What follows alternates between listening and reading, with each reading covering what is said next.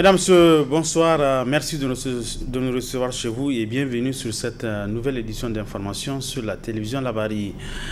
Rencontre entre acteurs du secteur privé de la santé au Niger sous la conduite de la plateforme avec comme objectif la mise en place d'un bureau. Il s'agit du bureau exécutif de l'association des promoteurs des cliniques et polycliniques privées du Niger. C'était ce matin donc à Africa Hall de Niamey.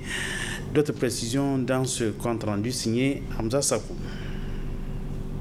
À travers ces assises du secteur privé de la santé au Niger, il s'agissait pour Dr Dansono Amadou de partager avec les acteurs du secteur, les tenants et aboutissants de la plateforme du secteur privé de santé au Niger, dont il a les charges de conduire afin d'avoir un bureau au niveau national des promoteurs des cliniques et polycliniques privées du Niger. La plateforme, c'est une association faîtière, c'est-à-dire qu'elle regroupe un certain nombre d'associations liées bien sûr au secteur privé de la santé. C'est-à-dire que les institutions de santé privées, les cliniques, les polycliniques, les cabinets de soins, les salles de soins, les salles d'accouchement, les pharmacies, les tradipraticiens même, d'accord, les infirmeries des institutions privées, les centrales même pharmaceutiques sont sous la couverture de la plateforme. Alors ça veut dire quoi? Ça veut dire que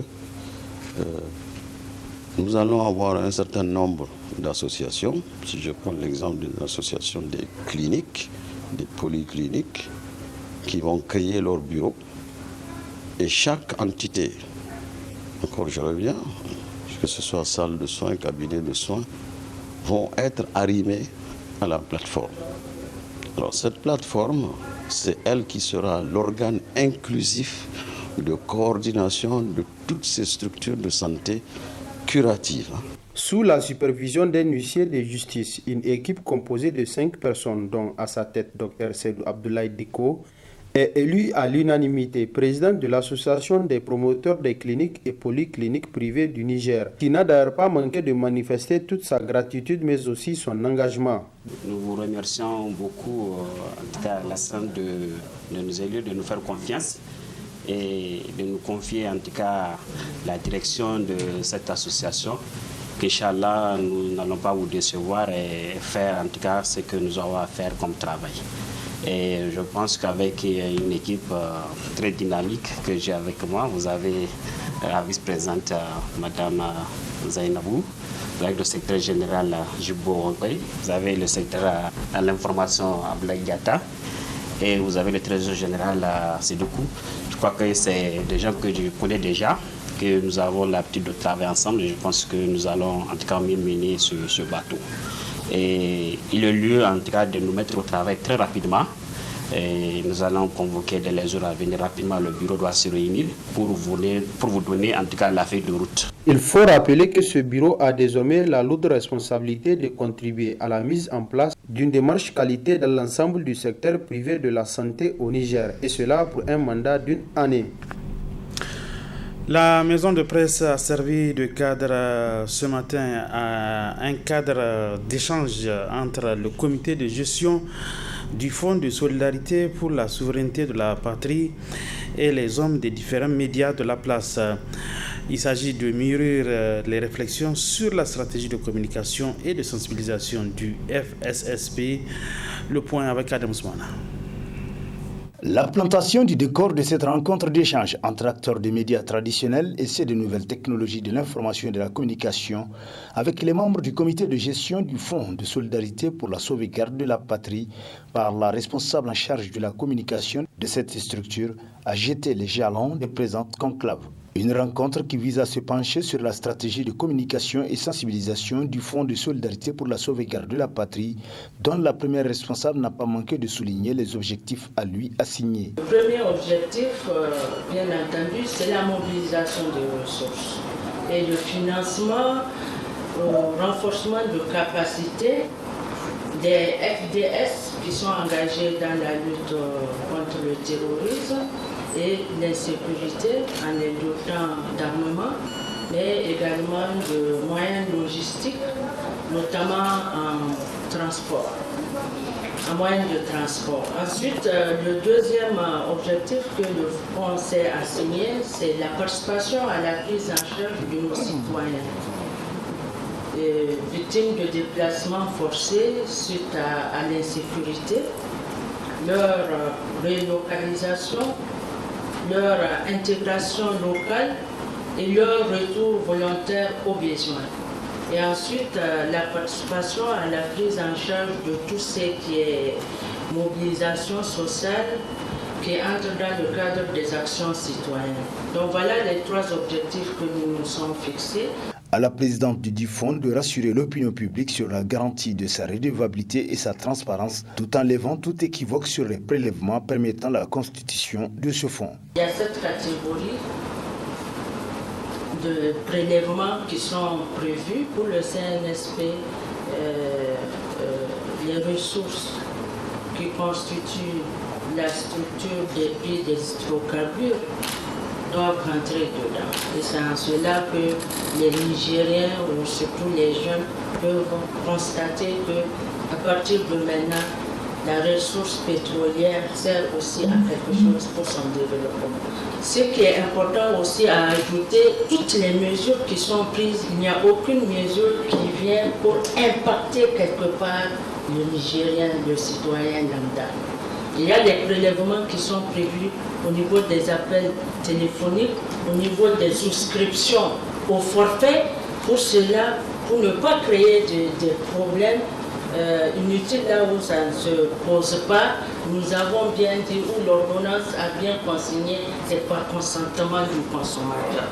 C'est quand le consommateur adhère, c'est quand le consommateur veut qu'il souscrit et en ce moment il contribue à travers ses appels téléphoniques au fonds de solidarité. Et même les rubriques concernant les hydrocarbures, ça a été aussi consigné, ça ne doit pas impacter le prix à la pompe. Et tout ce qui concerne les prélèvements sur les tickets de transport routier au péage, des discussions ont été faites avec les compagnies de transport et je vais anticiper, en réalité c'est un prélèvement qui est à leur charge. S'en sont suivis les travaux en groupe sur la stratégie ainsi que l'identification des outils de communication et de sensibilisation qui ont été sanctionnés par d'importantes recommandations. Depuis un certain temps, l'on constate un encombrement des voies publiques au niveau de certains marchés de Niamey, particulièrement le marché de Yantala, communément appelé Haboutegui. Les usagers de la route se plaignent de cette situation en indexant la municipalité. Le constat est signé Sharifatou et Daouda. Il n'y a pas encore longtemps, c'était l'occupation anarchique des trottoirs qui posait problème dans la ville de Niamey, notamment à cause de l'usage abusif de ces passages de piétons et de motocyclistes par les vendeurs ambulants à chariots.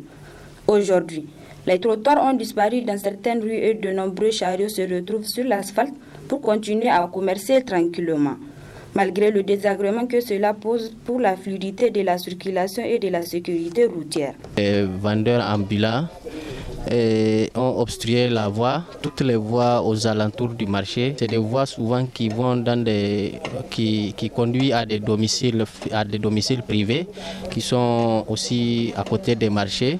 Et même pour les riverains aussi et ceux qui viennent au marché, souvent c'est très difficile parce qu'il y a des gens qui peuvent faire des achats qui doivent obligatoirement, en tout cas, amener leur véhicule au niveau des boutiques. Donc tout cela, c'est un dysfonctionnement et ça empêche en tout cas beaucoup de personnes de venir au niveau des marchés parce que vous voyez, souvent on est obligé de garer le véhicule très loin avant d'atteindre le marché. À l'œil tu vas, la place est vraiment occupée par les charrettes et autres. Vraiment on ne voit pas, tu vois non. Les voitures n'arrivent même pas à passer, ni les motos et les bicyclettes aussi. La voie est vraiment encombrée, vraiment. Les conducteurs et piétons se plaignent des embouteillages que cela occasionne. Ils ont également fait des suggestions aux autorités pour les dispositions à prendre afin de dégager ces voies publiques réalisées à grands frais. Moi je vois, c'est au niveau des autorités.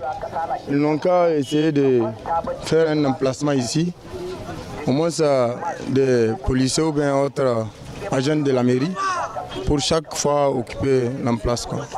Et nous estimons que les municipalités doivent prendre toutes les dispositions nécessaires pour évacuer ces voies. Et souvent, on peut peut-être, en tout cas, verbaliser tous ceux qui sont en train d'obstruer la voie, que ce soit les vendeurs ambulants, que ce soit ceux qui garent leurs véhicules sur la voie et qui empêchent la libre circulation. Donc la mairie doit prendre des dispositions dans ce sens. La mairie peut verbaliser et, en utilisant la police municipale. À quand la fin du calvaire? Se demandent les usagers de route de Niamey. À chaque fois qu'une solution semble trouvée pour désengorger la circulation et sécuriser davantage les usagers, un nouveau problème survient pour casser l'élan des autorités municipales. Parlons météo avec ce constat de forte chaleur dans la journée accompagné parfois de poussière. À quoi est due cette situation? Élément de réponse avec le directeur général de la météorologie nationale, Kachala Lawan Gaptia. Le climat de notre pays est dominé par deux masses d'air. Il y a la masse d'air qu'on appelle la mousson, qui passe son temps sur la mer. Et donc, comme tel, toute l'humidité est emmagasinée, n'est-ce pas, qui échappe les océans, rentre immédiatement dans la masse d'air qui repose sur cette mer qu'on appelle la mousson. Et donc, c'est pourquoi c'est humide. Et c'est ça qui nous apporte la pluie. Au nord, nous avons une autre masse d'air que l'on appelle l'armatan, qui repose, elle, sur le Sahara, le désert. C'est sec. Et donc, il n'y a pas d'humidité, ou très très peu, parce qu'il n'y a pas de l'air à 0% d'humidité, ça n'existe pas. Et il y a toujours quelque chose. Et donc, cet air-là va prendre également les caractéristiques de sa source. Et donc, en ce moment-là, c'est un peu de vent, de la poussière, n'est-ce pas? La chaleur, comme vous l'avez dit, et tout ça, et ça va arriver où ça va commencer à, par adaptation, faire passer le froid également du nord vers nous. Et donc, entre les deux masses d'air là, c'est ça qu'on appelle le front tropical. Lui, il nous dit seulement, voilà là où se trouve telle masse d'air et là où se trouve l'autre masse d'air. C'est ça le rôle du filtre. Le filtre ne donne pas la pluie ou quoi que ce soit. Ça délimite seulement les masses d'air. C'est une ligne imaginaire, si on veut, au sol, qui matérialise là où se rencontrent les deux masses d'air. Et sa position nous indique les parties qui sont occupées par l'une ou l'autre des masses d'air. Donc à ce moment, comme je vous l'ai dit, ici, on peut le voir clairement, le filtre est pratiquement sorti du pays. On n'a qu'une petite partie ici qui est là. Et donc c'est cela. Alors, tout ce qu'on est en train de voir, c'est lié aux caractéristiques de la masse d'air qui est l'armatan. Pendant cette période, c'est le vent, la chaleur, la poussière que ça pousse. Et donc c'est comme ça a commencé déjà. Et donc on va sentir effectivement cela et se faire. Il y a également la géographie. Et nous sommes en train de basculer parce que vous savez, tout ce qui détermine le temps ou les saisons, c'est notre déplacement par rapport au soleil. Et l'angle que nous formons avec le soleil. Le soleil en réalité ne bouge pas dans le système, en tout cas qui est le nôtre, le système solaire. Et c'est la Terre qui peut basculer comme ça.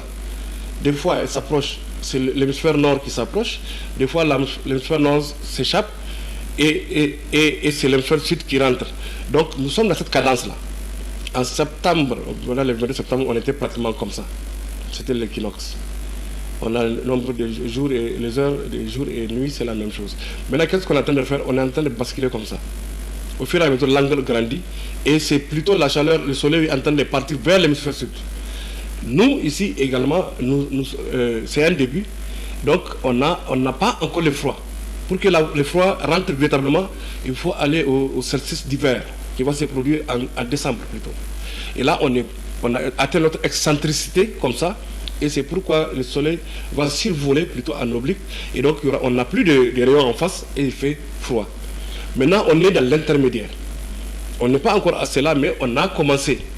Alors, ce qu'on aura au mois d'octobre et novembre, c'est une petite période de chaleur, où les températures très souvent vont grimper au-dessus de 40 degrés les jours. Mais du fait qu'on est en train de s'incliner, les soirs, généralement, vous allez sentir que c'est beaucoup plus frais et les matinées également. Donc voilà un peu ce qu'on pourra dire. Ce n'est qu'à partir véritablement de la mi-décembre qu'on va véritablement commencer à sentir le froid comme il le faut. Et ça sera le début de la période dite de froid. C'est sûr que même sorti de la saison, l'hivernage rentré dans une autre saison, c'est sûr qu'il y aura des maladies qui vont suivre, des malaises, des gens, ça dépendant des individus. Mais effectivement, je crois que ce contraste qu'il y aura des températures peut également induire de certaines maladies. Voilà, c'est avec cet éclairage du directeur régional de la météorologie nationale, Kachal Lawangaptia, que prend fin cette édition d'information. Mesdames, Messieurs, merci à vous de l'avoir suivi. Bon week-end à tous, bonsoir.